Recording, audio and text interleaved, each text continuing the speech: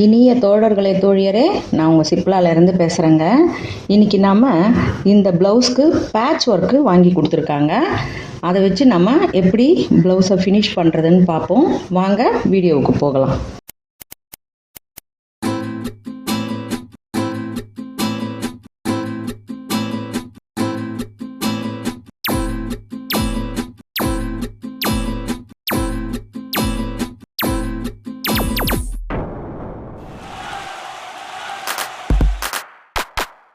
இப்போ அந்த ப்ளவுஸில் முழுக்க ப்ளெயினாக கொடுத்துருக்காங்க. இந்த மாதிரி வெறுமனே ப்ளெயினாக இருக்குது. சேலையில் இருக்கிற டிசைனுக்கு ஏற்ற மாதிரி இது வச்சு கொடுங்கன்னு சொல்லியிருக்காங்க. இப்போ நம்ம ஸ்லீவுக்கு ரெண்டுத்துக்கும் ஏற்ற மாதிரியும் கொடுத்துருக்காங்க. அதுக்கேற்ற மாதிரி நம்ம எப்படி அதை டிசைன் பண்ண முடியும் அப்படிங்கிறத பார்க்கலாம். இப்போ நான் ஒரு 2 பொசிஷன் வச்சு காட்டுறேன் பாருங்கள். உங்களுக்கு எது பிடிக்குதோ அந்த மாதிரி வைக்கலாம். இப்போ முதுகு நம்ம டாட்டு எல்லாமே பிடிச்சி நெக்கெல்லாம் ஃபினிஷ் பண்ணிவிட்டு இதை அப்புறம் கூட வைக்கலாம். சரிங்களா? இப்போ இந்த மாதிரி வைக்கும் பொழுது உங்களுக்கு இந்த டிசைன் முழுக்க தெரியணும் அப்படின்ற மாதிரி தான் நம்ம வச்சா அது அழகாக இருக்கும். இப்போ இப்படி வைக்கலாம்.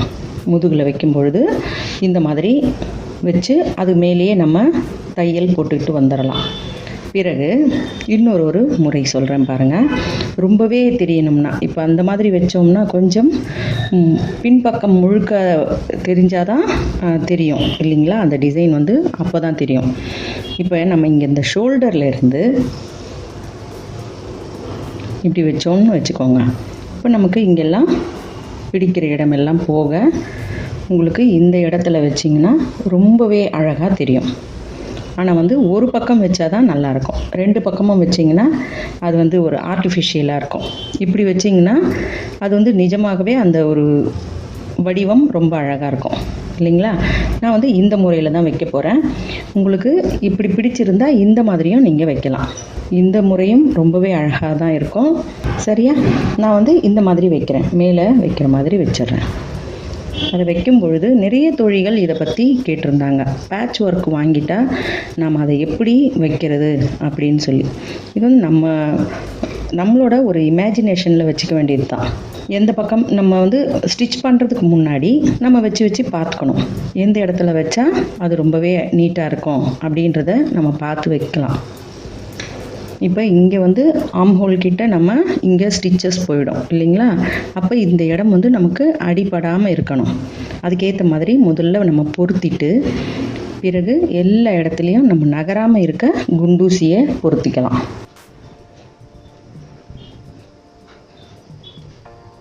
இது நல்லா உங்களுக்கு கழுத்தை ஒட்டி வந்தாலும் நல்லா தான் இருக்கும். அதாவது அந்த கரெக்டாக அந்த முடிகிற இடத்துலையோ அல்லது கொஞ்சம் தள்ளி வந்தாலும் அது ஒரு டிசைன் மாதிரி தான் உங்களுக்கு தெரியும். இந்த பக்கம் இப்போ நான் வச்சு காட்டுறேன் பாருங்கள். இப்படி தள்ளியும் வரலாம். அதாவது கழுத்து பக்கம் அப்படி தள்ளி இதை நம்ம அப்படி கூட ஃபினிஷ் பண்ணலாம்.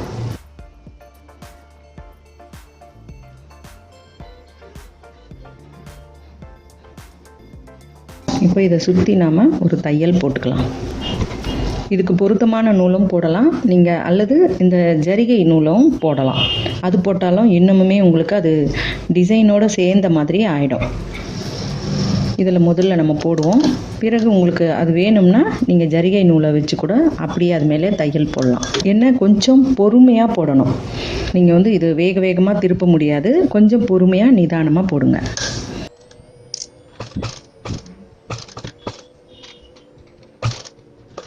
இப்போ நீங்கள் தைச்சிக்கிட்டே இருக்கும்பொழுது கீழே இறங்கிட்டாலும் கவலை இல்லை. அதுக்காக தான் மேட்சாக நம்ம நூல் போட்டுட்டோம்னா இப்படி கீழே இறங்கிட்டாலும் திரும்ப ஏற்றி வச்சோம் தைங்க. அதனால் அது ஒரு குறையாக நினச்சிக்கிட்டு அதை பிரிக்க வேண்டாம். பிரிச்சிங்கன்னா அந்த டிசைன் பாழாயிரும்.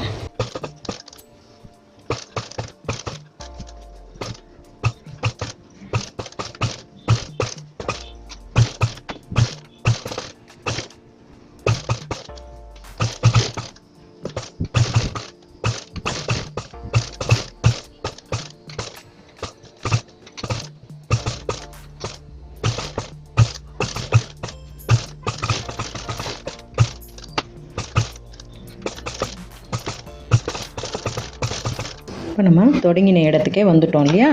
இப்போ இதை கட் பண்ணிடலாம். உங்கள்கிட்ட பிக்கோ மிஷின் அல்லது எம்ப்ராய்டரி மிஷின் இருந்ததுன்னா நீங்கள் அதில் இந்த மாதிரி ஜரி போட்டுட்டு அதை கூட நீங்கள் இந்த கார்னரில் அந்த ஒவ்வொரு ஓரங்களிலும் அந்த தையலை போட்டிங்கன்னா நீங்கள் எம்ப்ராய்டரி இதுக்காக போடணுன்ற மாதிரி இல்லாமல் ஜிக்ஜாக் மாதிரியே கூட நீங்கள் கீழே அந்த ஃபுட்டை போட்டுகிட்டே கூட அப்படியே இதில் ஸ்டிச் பண்ணிங்கன்னா இன்னமும் அது ரொம்ப கூடுதல் அழகாகிடும். இப்போ இதோட நம்ம இந்த ப்ளவுஸை கழுத்து முடியலை, ப்ளவுஸ் முழுக்கவுமே இந்த மாதிரி இந்த மணிகள் இருக்குது. அதாவது சேலையில் அந்த மாதிரி மணிகள் இருக்குது.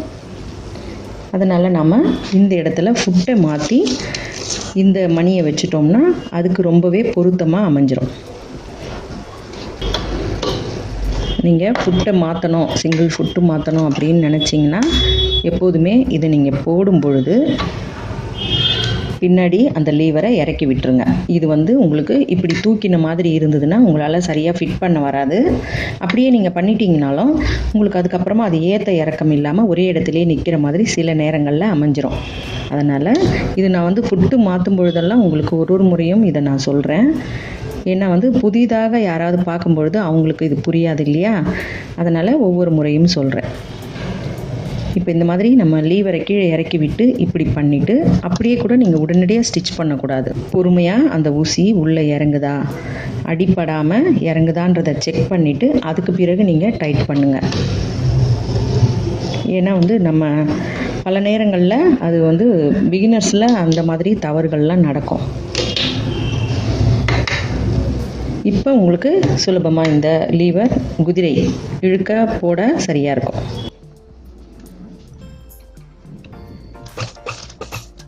இப்போ இந்த மாதிரி பண்ணும்பொழுது நீங்கள் தைக்கும்பொழுது அப்படியே இப்படி நேராக வச்சு வேகமாக தைச்சிக்கிட்டே வர வேண்டாம்.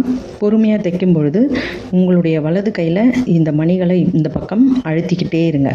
அப்போ தான் உங்களுக்கு வெளியே வராமல் இருக்கும். சில நேரங்களில் நம்ம நிறைய பேர் பார்த்துருப்பீங்க, இப்படி எல்லாம் அந்த மாதிரி வெளியே தெரிஞ்சிருக்கும். அப்போ நீங்கள் இதை வலது விரலில் இப்படி தள்ளி உள்ளே வச்சுட்டே வந்தீங்கன்னா உங்களுக்கு அது சீராக ஒரே இடத்துல அமைப்பாக இருக்கும்.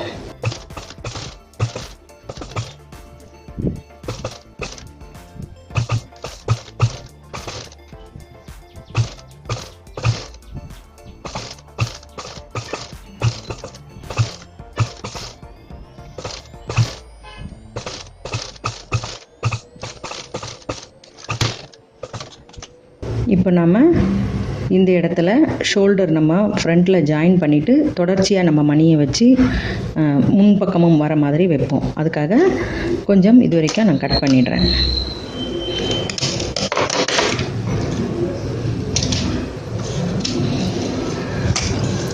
இப்போ உங்களுக்கு பார்த்தா தெரியும், அந்த மணிகள் பாருங்கள் அப்படியே ஒரே சீராக இருக்கும். உங்களுக்கு அந்த ஏற்றம் இறக்கம் அந்த மாதிரிலாம் எதுவுமே வராமல் ஒரே மாதிரி இருக்குது. அதுக்காக நீங்கள் விரலில் தள்ளும் பொழுது ஊசியில் விரல் படுற மாதிரி வைக்காமல் கொஞ்சம் எச்சரிக்கையாக செய்யுங்க. அல்லது உங்களுக்கு அது ரொம்ப சிரமமாக இருக்கும் பட்சத்தில் இந்த மாதிரி ஏதாவது ஒரு டூல் இப்படி வச்சு நீங்கள் இப்படி தள்ளிக்கிட்டே வாங்க. சரிங்களா? இப்போ நம்ம கையில் ஃபிக்ஸ் பண்ணும்பொழுது உங்களுக்கு பெரும்பான்மையான இடம் உங்களுக்கு இங்கே ஸ்டிச்சிங் பார்ட் உள்ளே போயிடும். அதாவது சீம் அலவன்ஸில் உள்ளே போயிடும். அதுக்காக நம்ம ஒரு சின்ன வேலை பண்ணலாம். இந்த இடத்துல நம்ம இந்த தோகையை தேவையான அளவுக்கு கொஞ்சம் கட் பண்ணிப்போம். கட் பண்ணிவிட்டு நம்ம அதில் இருக்கிற மாதிரியே தான் கொஞ்சமாக நமக்கு தேவையான அளவுக்கு கொஞ்சமாக கட் பண்ணலாம். இப்போ நமக்கு அப்படியே இருக்கிற மாதிரியே தான் வைக்கணும் அப்படின்ற கட்டாயம் இல்லை. நம்ம அதில் கொஞ்சம் முடிஞ்ச அளவுக்கு பொருத்தமாக வர்ற மாதிரி வைக்கிறதுக்கு நமக்கு வரணும். சரிங்களா?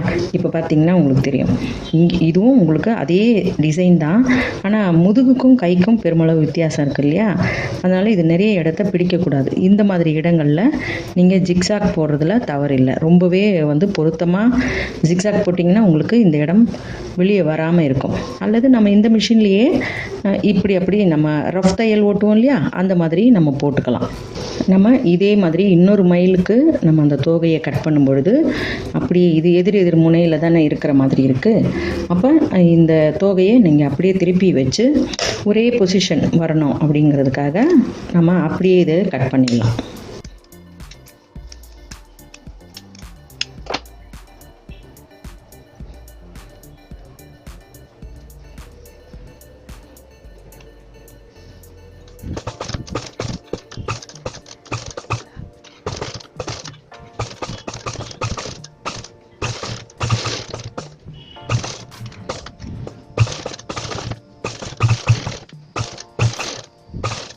இப்போ நம்ம கட் பண்ணின இடத்துக்கு வந்துட்டோம் இல்லையா, இங்கே நம்ம ஜிக்ஸாக் மாதிரி போடுவோம், இந்த மிஷின்லேயே போடலாம்.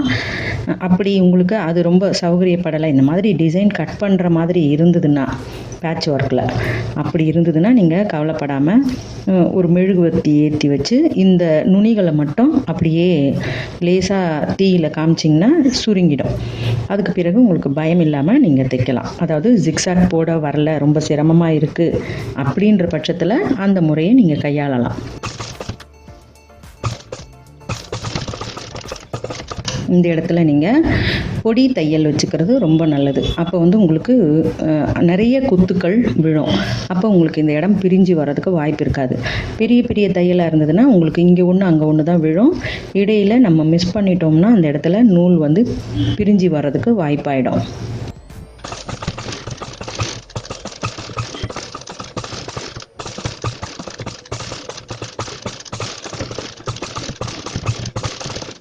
இப்போ இது வரைக்கும் நம்ம போட்டாச்சு. இதுக்கு பிறகு நேராகவே தையல் போடலாம்.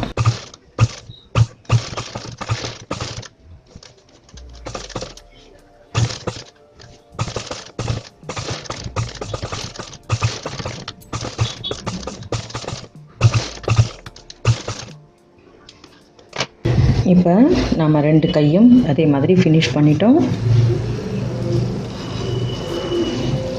நெக்கும் அழகாக அந்த பேட்ச் ஒர்க்கை வச்சு முடிச்சிட்டோம். உங்களுக்கு இன்னமுமே இதை டெக்கரேட் பண்ணணும் அப்படின்னு நினச்சிங்கன்னா, இதை உங்களுக்கு மிஸ் பண்ண பிடிக்கலை அப்படின்னு நினச்சிங்கன்னா இதை கூட நீங்கள் அப்படியே இந்த நெக்கை சுற்றி வைக்கலாம். அதாவது இதை ஒரு லெவலாக கட் பண்ணிவிட்டு இப்படி நீங்கள் இப்படி கழுத்தை சுற்றி இதே மாதிரியே இங்கே ஒன்று இங்கே ஒன்று அப்படின்னு வச்சிங்கனாலும் நல்லாயிருக்கும். அவங்களுக்கு இது வேண்டான்னு சொல்லிட்டாங்க. உங்களுக்கு ஒரு ஐடியாவுக்காக அதை சொல்லியிருக்கேன். உங்களுக்கு இந்த வீடியோ பிடிச்சிருந்தா எனக்கு லைக் கொடுங்க, கமெண்ட் கொடுங்க, ஷேர் பண்ணி சப்ஸ்கிரைப் பண்ணுங்கள். பெல் ஐக்கான் அழுத்துனீங்கன்னா நான் போடுற வீடியோஸ் உங்களுக்கு தொடர்ச்சியாக கிடைக்கும். மிக்க நன்றி. வணக்கம்.